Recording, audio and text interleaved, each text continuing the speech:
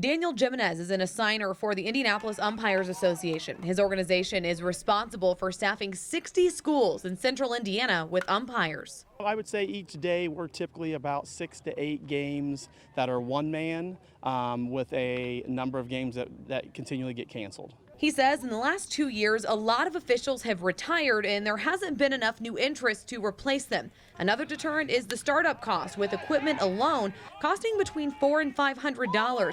Then the leading issue comes from behind the fence. You know, parents that are getting on you, and some people come in and just say it's not worth the $70 to go listen to people yell at me for 2.5 hours. Jimenez tries to give 2 or 3 days notice if he can't staff a game in hopes of rescheduling it for another date. There are some times where we get up to the day of, and all of a sudden, because of COVID, I've had 3 or 4 situations we've had to pull an umpire off and replace them with like a freshman umpire and put them on the bases on another game. So we've had to cancel that freshman level game or JV level game in order to do that. Luckily for Hamilton Heights High School, they've not had to cancel or reschedule any games because of staffing. However, about 20 other teams have.